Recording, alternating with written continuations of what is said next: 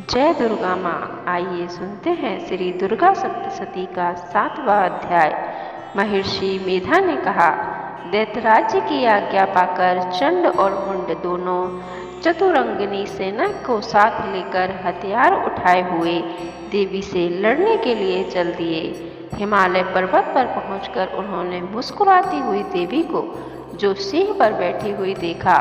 जब असुर उनको पकड़ने के लिए तलवारें लेकर उनकी ओर बढ़े, तब अंबिका को उन पर बड़ा क्रोध आया और मारे क्रोध के उनका मुख काला पड़ गया, उनकी भ्रुकुटियां चढ़ गईं और उनके ललाट में से अत्यंत भयंकर तथा अत्यंत विस्तृत मुख वाली लाल आंखों वाली काली प्रकट हुई, जो कि अपने हाथों में तलवार और पाश लिए हुई थी।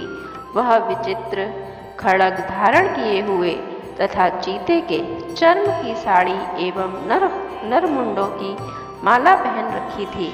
उनका मांस सूखा हुआ था और शरीर केवल हड्डियों का ढांचा था, जो भयंकर शब्द से 10 दिशाओं को पूर्ण कर रही थी। वह असुर सेना पर टूट पड़ी और दैत्यों को भक्षण करने लगी। वह पशुवर रक्षकों, अंकुशधारी महावतों, हाथियों पर सवार योद्धाओं को और घंटा सहित हाथियों को एक एक से पकड़कर अपने मुख में डाल रही थी। और इसी प्रकार वह घोड़ों, रथों, सारथियों व रथों में बैठे हुए सैनिकों को मुंह में डालकर भयंकर रूप से चबा रही थी।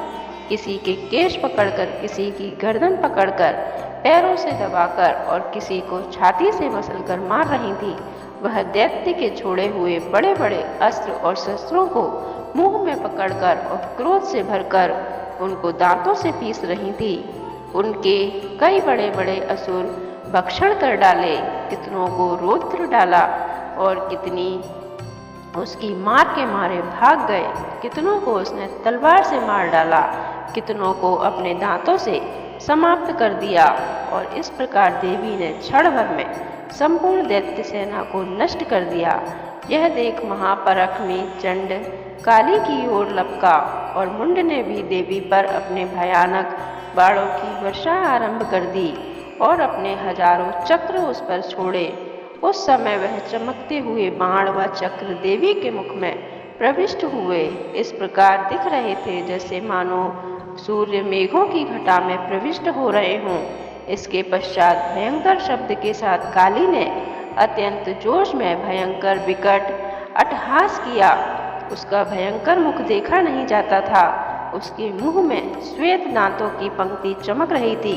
फिर उसने तलवार हाथ में लेकर हुंकार शब्द कहकर चंड के ऊपर आक्रमण किया और उसके केश पकड़कर उसका सिर काटकर अलग कर दिया। चंड को मरा हुआ देखकर मुंड देवी की ओर लपका, परंतु देवी ने क्रोध में भरकर उसे अपनी तलवार से यमलोक पहुंचा दिया। चंड और मुंड मरा हुआ देखकर उसकी बाकी बची हुई सेना वहां से भाग गई।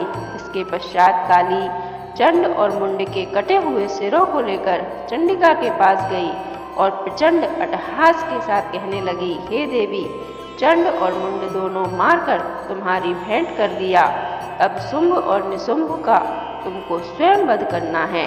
महर्षि मेधा ने कहा, वहां लाए हुए चंड और मुंड के सिरों को देखकर कल्याणमयी चंडी ने काली से मधुर वाणी में कहा, हे देवी, तुम चूंकि चंड और मुंड को मेरे पास लेकर आई हो, अतः संसार में चामुंडा के नाम से तुम्हारी ख्याति होगी। इस प्रकार श्री दुर्गा सप्तशती का 7वां अध्याय समाप्त होता है। जय दुर्गा माँ।